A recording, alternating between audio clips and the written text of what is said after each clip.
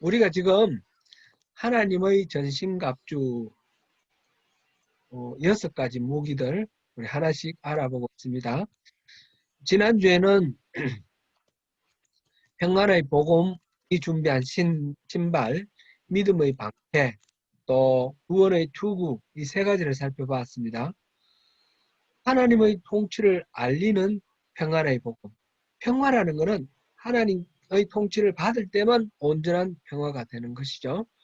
그래서 그 하나님 통치를 알리는 평안의 복음이 어떤 영적 싸움에서도 최고로 기동성을 보여줄 수 있는 그런 신발이 될 수 있다라고 했습니다. 그 다음에 믿음의 방패에 대해서 우리가 볼 때 이 믿음이라는 것은 인간에 대한 믿음이 아니라 신실하신 하나님에 대한 믿음이죠. 합력하여 선을 이루시는 하나님. 내가 어떤 상황에 있든지 그 상황의 배후에서 합력하여 선을 이루기 위해서 역전하여 선이 되도록 하기 위해서 잠시도 쉬지 아니하시고 일하시는 하나님. 그 하나님에 대한 전적인 신뢰를 말하는 겁니다. 비록 우리 눈에는 암울해 보여도 하나님을 신뢰하기 때문에 절망하지 않는 믿음. 그 믿음은 어떤 어려움이나 박해, 죽음의 공포에서도 굴복하지 않는 용기를 자아냅니다. 그리고 이 믿음의 방패 로마군의 방패는 서로 연결을 해서 성벽처럼 그렇게 연결을 해서 화살 하나도 들어오지 못하게 막는다. 그런 말씀을 나눴죠. 곧 믿음의 방패는 혼자의 믿음만으로 혼자서 이렇게 신앙생활을 한다는 것이 아니라 이 교회의 성도들 간에 서로 연합해서 서로 위로해주고 격려해주고 함께 함으로써 이 영적 전쟁에서 적의 공격을 이길 수 있다. 이렇게 우리가 살펴봤습니다. 그 다음에 구원의 투구, 이 구원의 확신, 이거를 우리 투구로 삼아서 우리 머리, 정신으로 생각으로 파고 들어오는 이 악한 영의 공격은 구원의 확신으로 모든 것을 물리칠 수 있다라는 것이죠. 이때 이 구원의 확신은 우리 죄를 용서해 주신 것, 과거의 죄로부터 구원뿐만 아니라 현재와 미래까지 다 포함되는 거다 했습니다. 유리꽃 떨림으로 이루어가는 그 구원도 그 가운데 하나님 함께 하시고 동행하시기 때문에 확신을 가지고 우리가 그것을 싸움을 싸워 나갈 수 있다는 것이죠. 그래서 하나님은 우리가 죄와 싸울 때 함께 계시면서 함께 힘들어하고 함께 어려워하고 우리에게 위로와 격려와 능력을 주고 계신다라는 것을 과거에 용서받았단만이 아니라 현재도 우리를 죄와 싸워 이길 수 있도록 계속해서 함께 해주신다. 이거를 우리가 확실히 믿는 믿음 가운데 승리하시자. 그런 말씀을 나누었습니다. 오늘은 성령의 검, 하나님의 말씀과 기도에 대해서 살펴봅니다. 통상 말하기를 이제까지 5가지, 이제까지 나온 5가지 진리의 허리띠, 그 다음에 의의 호심경, 평안의 복음으로 준비한 신발, 그리고 믿음의 방패, 또 이 구원의 투구, 이 5가지는 방어용 무기이고 이 성령의 검은 공격용 무기다. 이렇게 우리가 통상 이야기를 합니다. 근데 성령의 검, 칼은 단순히 공격용 무기일 뿐만 아니라 최상의 방어용 무기이기도 합니다. 지금 바울이 지금 로마 병정을 비유로 하고 있으니까 로마 병정을 한번 상상을 해보십시오. 전쟁터에서 육박전이 붙었습니다. 활을 쏘고 뭐 이렇게 해서 가까이 근접전을 하는데 그럴 때 칼을 휘두르는데 칼을 휘두를 때 공격용으로만 휘둡니까? 그것보다는 적의 칼을 막는 방어용으로 휘두르는 것이 더 많을 겁니다.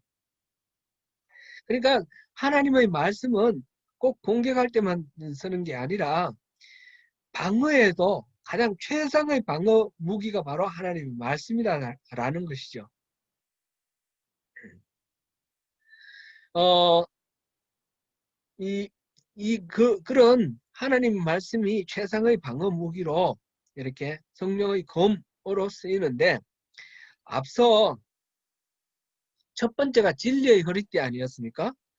진리의 허리띠, 진리도 우리가, 진리는 바로 예수님이시기도 하고 진리는 하나님의 말씀이기도 하다 그랬습니다. 그죠? 그러면 진리를 말하는 그 하나님의 말씀하고 이 성령의 검 말하는 이 하나님 말씀은 똑같은 것을 두 번 강조하는 것일까요? 아니면 좀 다른 것일까요? 뭐 똑같은 거라고 생각해도 좋은데, 굳이 이걸 다른 관점에서 다른 비유를 쓴 거는 다른 측면이 있다라는 것을 우리가 생각할 수 있습니다. 진리의 허리띠, 이 하나님의 말씀, 보통 하나님 말씀할 때 말씀이 육신이 되어 이럴 때 헬란 말로 단어가 뭐죠?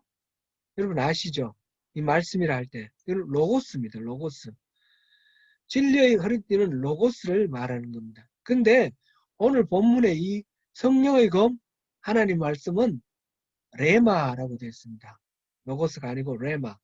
로고스나 레마나 하나님 말씀이라는 측면에서 똑같고 같이 쓰이기도 합니다. 서로 뭐 교환해서 이렇게 쓰이기도 하는데, 로고스는 주로 전체적인 측면, 레마는 부분적인 측면을 가리킬 때 쓰입니다. 그러니까 로고스라는 단어는 복음, 전체적인 의미에서 복음, 이 복음이라 그러면 하나님 나라의 선포, 예수님이 그거를 위해서 우리 죄를 대속하시고 죽으시고 십자가에서 죽으시고 부활하신 전체가 복음 아닙니까? 그죠? 이게 하나님 말씀, 성경 전체가 로고스라고 말할 수 있겠고, 그런데 여기서 레마는 부분적인 그런 의미를 갖고 있기 때문에 이거는 하나님의 말씀이 구체적으로 우리가 맞닥뜨릴 어떤 상황에 적용될 수 있는 말씀일 때, 그럴 때 레마라고 합니다. 레마라는 말은 특별히 나한테 와닿는 말씀, 이런 걸 레마라고 이렇게 말하기도 하지 않습니까? 그런 식으로 경우에 맞게 이렇게 구체화된 그런 의미로 하나님 말씀 말할 때 레마라 이렇게 말을 합니다. 예를 들어서 오늘 새벽 예배 때 우리가 예수님이 시험 받으시는 그 사건을 우리가 살펴봤는데요. 사단이 예수님을 미혹하는 장면에서 사단이 네가 만일 하나님의 아들이거든 이 돌들이 떡덩이가 되게 하라 이렇게 이제 공격을 했습니다. 예수님께서 그때 바로 신명기 8장 3절 말씀을 들어서 사람이 떡으로만 살 것이 아니요 하나님의 입으로 나오는 모든 말씀으로 살 것이다. 이렇게 적극적으로 그 성경 말씀을 인용을 해서 방어를 했지 않습니까? 응수를 했습니다. 이게 바로 레마인 거죠. 곧 성령의 검 하나님 말씀, 어떤 상황이 닥쳤을 때 바로 말씀으로 대응할 수 있도록 준비된 것, 이게 바로 레마라는 것입니다. 이게 바로 성령의 검이고 우리가 이거를 갖추고 있어야 된다는 것입니다. 하나님의 전신갑주, 성령의 검, 이거를 우리가 갖추고 있어야 되는 것입니다. 이때 성령의 검, 하나님의 말씀이 방어와 공격용으로 함께 쓰였습니다. 예수님은 사단의 공격을 받았을 때 하나님의 말씀으로 받아치면서 그 방어함과 동시에 그것이 공격이 됩니다. 칼싸움 서로 하고 있는 두 사람을 한번 생각해 보십시오. 서로 칼이 쨍쨍쨍그랑 마주치면서 더 강한 자가 칼을 부러뜨리고 상대를 이렇게 이기는 거죠. 이런 식으로 성령의 검은 꼭 공격용 무기만이라고 생각하지 마시고 방어용 무기 중에 가장 뛰어난 무기가 또 이 성령의 검이기도 합니다. 영적 전쟁에서 하나님 말씀은 이만큼 우리에게 방어용으로 또 공격용으로 다 중요하고 귀하고 소중한 것이다 하는 것을 우리가 생각하면 좋겠습니다. 오늘 이 아침의 복음 마태복음 4장 3절부터 11절까지 우리 다시 한번 읽어보면 좋겠습니다. 마태복음입니다. 마태복음 4장 3절부터 11절까지. 찾으셨습니까?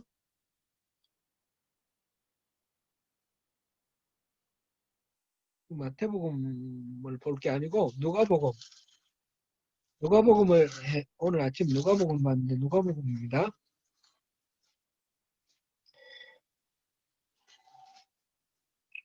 누가복음 4장 3절부터 13절까지 11절까지만 보겠습니다. 누가복음 4장 3절부터 11절까지입니다. 시작. 마귀가 이르되 내가 만일 하나님의 아들이여든 이 돌들에게 명하여 떡이 되게 하라.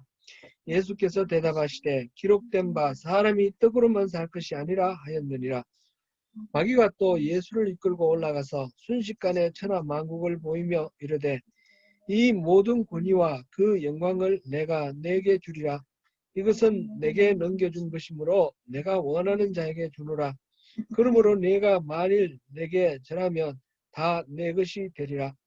예수께서 대답하여 이르시되 기록된 바 주 너희 하나님께 경배하고 다만 그를 섬기라 하였느니라.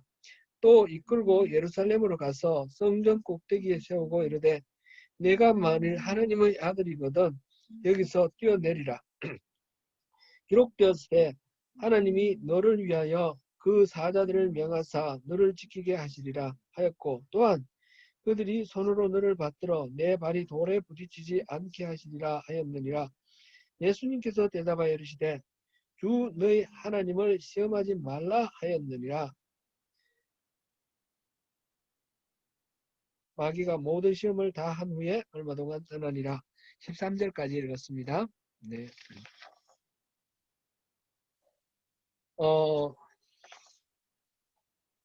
마귀가 하나님 말씀도 인용하면서 기록되었다, 이렇게 기록되었다, 저렇게 기록되었다, 이렇게 공격을 해오는데 예수님께서도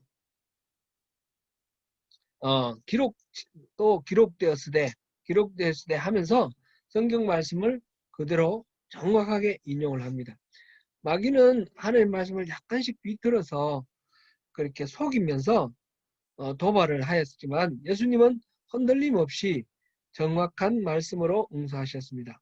이런 영적 전쟁의 상황이 왔을 때 말씀에 기록된 하나님 뜻이 무엇인지 즉시 우리가 인용할 수 있는 것이 바로 성령의 검, 하나님 말씀입니다. 이거를 우리가 잘 준비해 두고 있으라는 거죠. 우리가 매주 성경 암송을 하는데 솔직히 말씀드려서 제 경우 조금 이렇게 느슨해져서 열심히 외지를 않고 있습니다. 죄송합니다. 몸은 비교해야 되는데 열심히 하겠습니다. 제가 2주 전에 안과를 다녀왔는데요. 제게 녹내장, 글라우코마가 있습니다. 4년 반 전에 저희가 오클랜드로 올라올 때 그때 안과에서 발견을 했는데 안압이 그때 굉장히 많이 높아가지고 레이저로 이렇게 시술을 했습니다. 양쪽 다 시술을 했는데 그러고 난 뒤에 이제 약을 이것저것 하다가 이제 잘 맞는 거 발견해서 지금 그 약을 계속 넣고 있는데 수술한 지 벌써 이제 4년이 넘었죠. 시술을 한 지 4년이 넘었는데 그 사이에 상태가 좋아서 6달 만에 한 번씩 그래 가서 검사를 합니다. 그동안에 계속해서 의사가 잘 관리되고 있다고 잘 되고 있으니까 오케이다 그러면서 약 잘 넣으라고 그랬어요. 그래서 저는 이것이 상태가 악화되지 않고 현상 유지를 잘 하고 있는 것으로 그렇게 생각을 했는데 이번에 갔더니 의사가 하는 말이 그게 아니라 조금씩 악화되고 있는데 그 템포가 굉장히 느리게 잘 관리되고 있다. 그런 뜻이라는 거예요. 이제 세월이 또 지나가면 또 나중에 한 얼마 후에 할지 6개월 후에 한번 보고 또 시술을 한 번 더 하자 그런 말을 하더라고요. 그리고 또 잘 안 되면 나중에는 백내장 수술을 하자 그렇게 얘기를 해요. 녹내장인데 백내장으로 수술하는 거는 백내장 수술하는 거는 새로운 치료법으로 최근에 개발된 거래요. 그렇게 함으로써 많이 좋아진다고.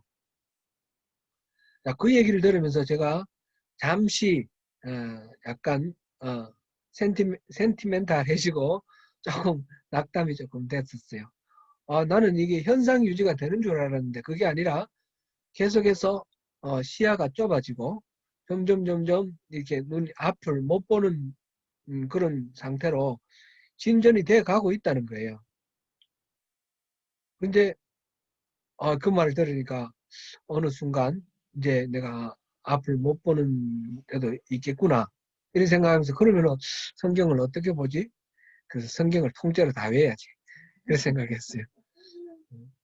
응원해 주십시오. 근데 다 외우는 거는 솔직히 좀 자신이 없고 요즘은 녹음해가지고 계속 들을 수도 있지 않습니까? 성경 가까이 할 수도 있는 그런 여러 가지 장치들이 있는데 어, 어, 그런 거 있다 할지라도 지금 눈 괜찮을 때 성경 좀 특별히 외울 부분은 좀 더 많이 외우고 성경을 좀 더 가까이 해야 되겠구나 그런 생각은 했습니다. 제가 여러분들께 걱정 끼쳐드리려고 이런 말씀 드리는 거 아니고요. 여러분들과 같이 제가 이제 목회하는 동안에 그 사이에 눈이 멀거나 뭐 그런 경우는 없을 겁니다. 그런 이야기는 아니에요.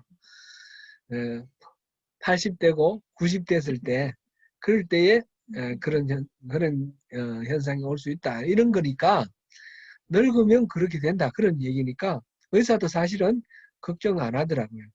연세 드시는 거 봐서 한국말로는 연세 나이 드는 거를 봐서 이렇게 쭉 진행되는 거기 때문에 뭐 지금처럼 이렇게 컨트롤되면 괜찮은 거다 이렇게 얘기를 했어요.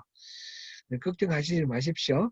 근데 제가 이제 괜히 그때 성경을 좀 외우면 좋겠다 그런 생각을 했다는 말씀을 드리는 겁니다.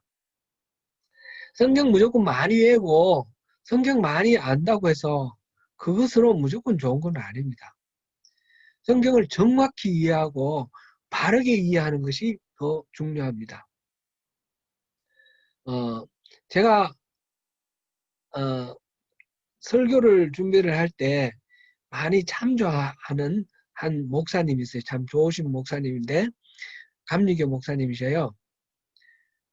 그분은 저를 모르지만 저는 그분을 이제 잘 알고 한번 서울 가면 찾아뵈려고 그러는데 근데 이분이 전에 제가 잠깐 한번 말씀드렸을 거예요. 코로나 바이러스 창궐할 때 처음 초창기에 한 3월이나 4월쯤 될 거예요. 이 교회에 모여서 예배하는 거. 그것이 진짜 예배이고, 인터넷으로 예배하는 거는 예배가 아니라는 거예요.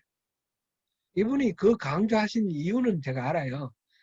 뭐, 여러 가지 텔레비전에 설교 방송 나오는 거 있잖아요. 설교 방송으로 가지고 예배하는 거로 예배하려고 하지 마라. 그런 말씀을 평소에 하셨는데, 그 연장선에서 코로나 나올 때 그 말씀 하셨어요.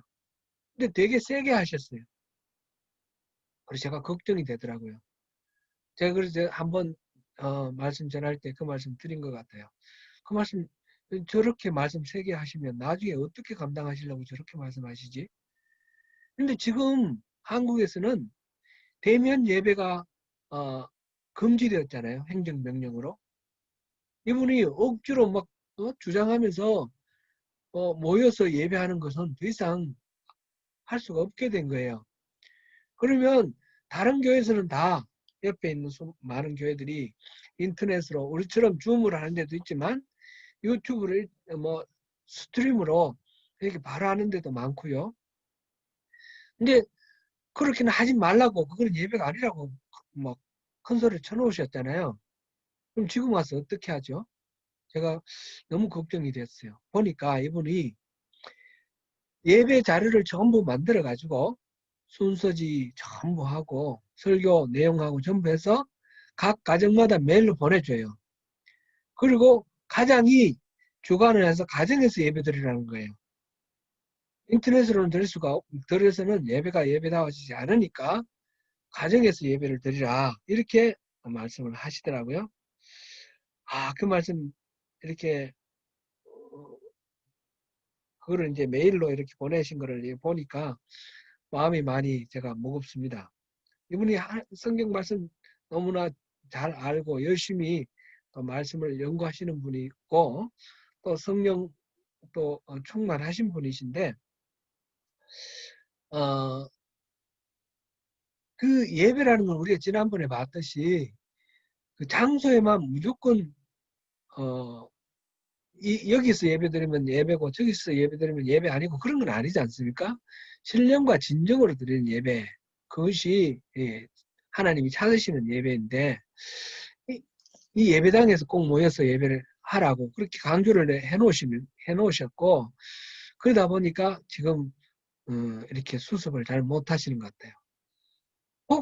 주의를 보고 내 그때는 내가 그렇게 말했는데 지금 전염병 상황, 위기 상황이라서 잠정적인 조치니까 계속 이런 식으로 하는 게 아니고 임시로 하는 거니까 우리 이렇게 하자 하면 될 텐데 그동안 해놓은 말 때문에 뒤엎지를 못해서 계속 그러고 계시는 거예요. 하나님 말씀을 우리가 성령의 검으로 우리가 이제 영적 전쟁에서 방어용으로 공격용으로 사용을 하는데 이 말씀에 대해서 정확하게 이해하지 못하면 엉뚱한 그런 결과가 나올 수도 있다는 것입니다. 그래서 이 부분을 우리가 참 마음으로 간절하게 소원하면서 성령의 도우심을 구해야 됩니다. 바르게 깨달을 수 있도록 뭐 학력이 높다고 성경을 더 잘 알고 그런 것도 아니에요. 제가 이렇게 보면 시골에 이렇게 배운 학력이 하나도 없으신 그런 할머니들도 성경 말씀 이렇게 말씀하실 때 보면 더 정통한 경우들이 많이 있어요. 그러니까 성령님이 도우시면 그런 지식하고 이런 상관없이 말씀의 깊이에 들어갈 수 있는 거예요. 그래서 이 레마라는 말이 우리에게 또 다가오는 거죠.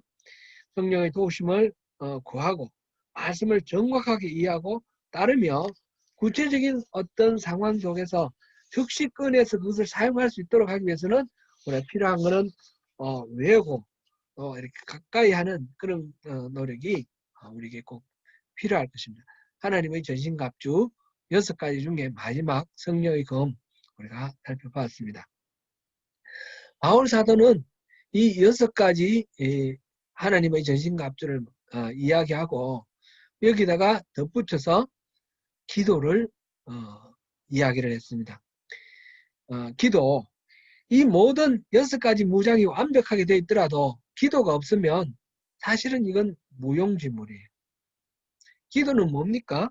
기도는 우리가 어떤 일을 하기 위해서 필요한 거 하나님께 도와주세요. 그래서 하나님이 도우심을 받아가지고 우리가 뭘 일을 하겠다 이런 것이 아니고 기도의 주체는 우리가 하나님이 주체가 되도록 하고 우리가 하나님의 뜻을 구하고 하나님이 바라시는 바로 우리 자신을 변화시켜서 하나님께로 나가는 것입니다.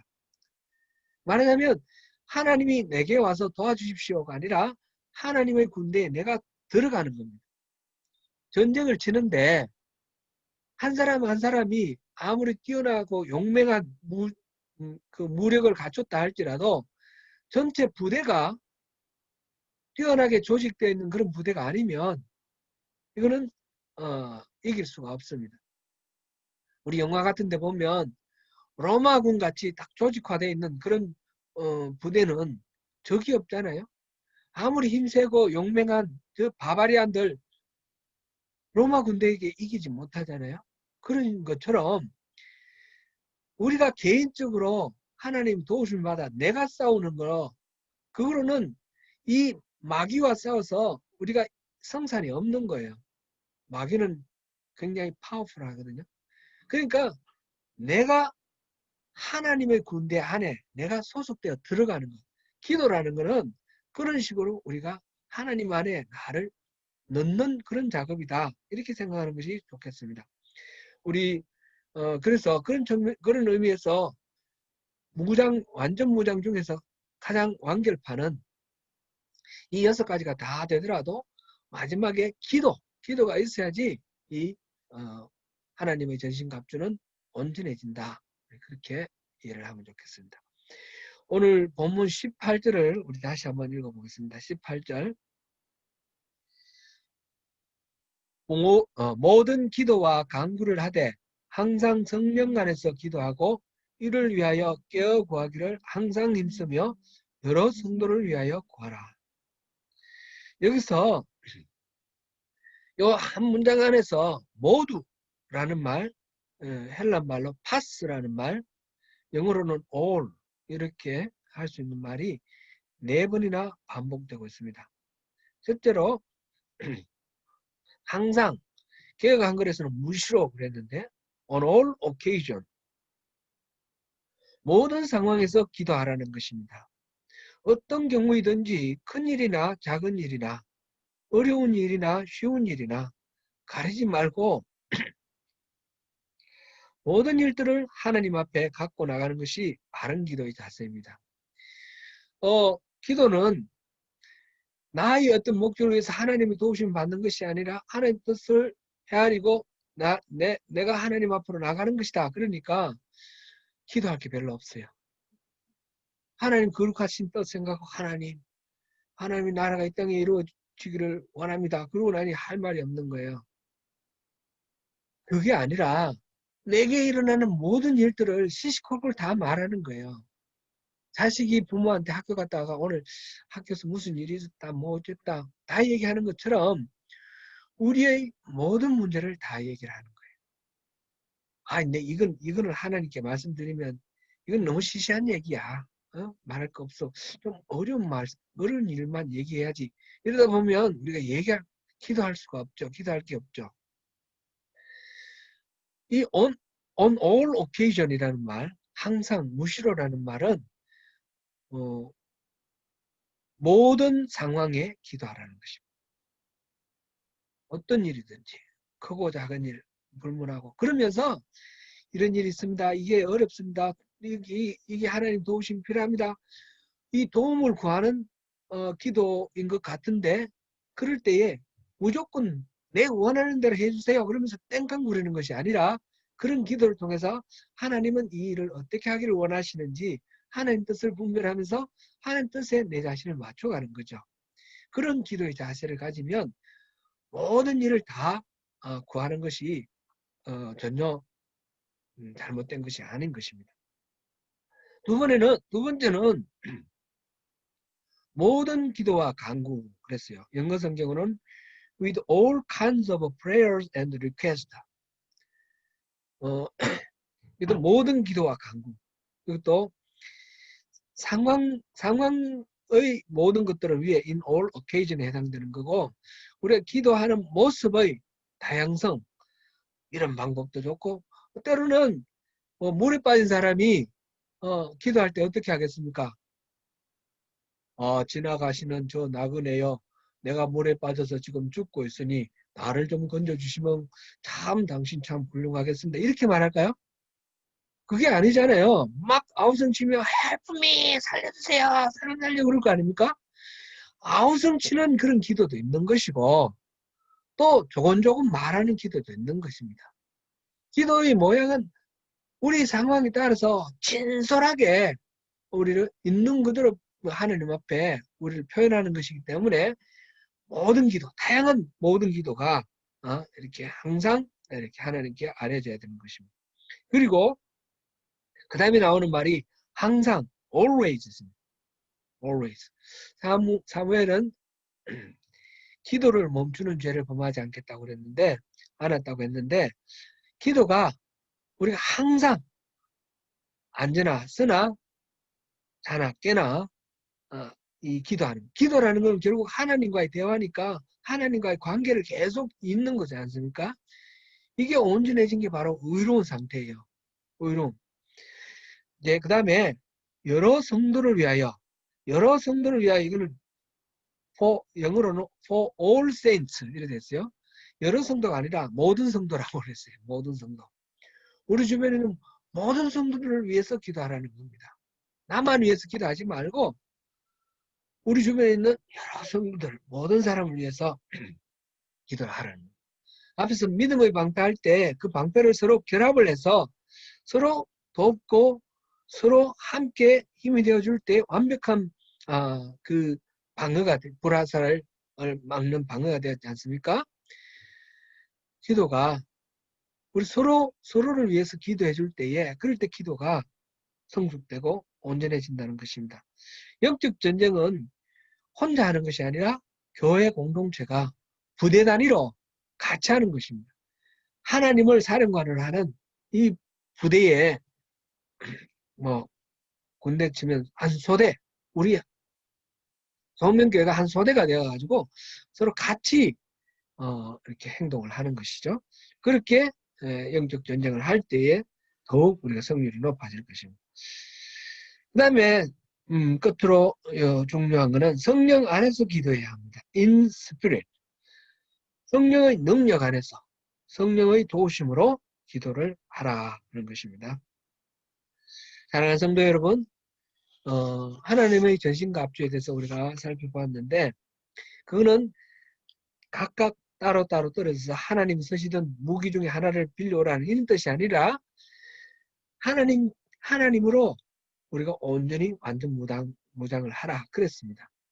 하나님이 투구가 될 수도 있고 방패가 될 수도 있고 허리띠가 될 수도 있고 신발도 될 수도 있고 하나님이 바로 검이 될 수도 있고 우리가 하나님으로 완전히 옷을 입고 하나님으로 완전히 덧씌워서 그렇게 하는 것.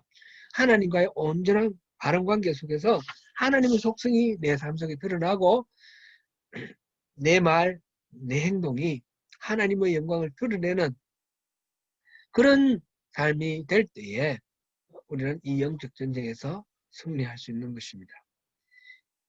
진리의 허리띠, 의의 호심경, 평안의 복음으로 준비한 신발, 곧 하나님이 통치하심의 이 기쁜 소식, 그리고 믿음의 방패, 구원의 투구, 구원의 확신으로 투구를 삼고 그 다음에 성령의 검, 하나님 말씀 이거로 무장을 해서 하나님과 이렇게 대화 나누고 기도하면서 모든 문제를 하나님께 의탁하면서 하나님 안에 내가 온전히 들어가는 그래서 하나님 부대 속에서 하나님 싸우시는 전쟁 우리 여호사밧의 전쟁에서도 그랬고 아사의 전쟁에서도 그랬지 않습니까? 하나님이 싸워주시니까 할 게 없었잖아요. 할 게 없어요. 그죠?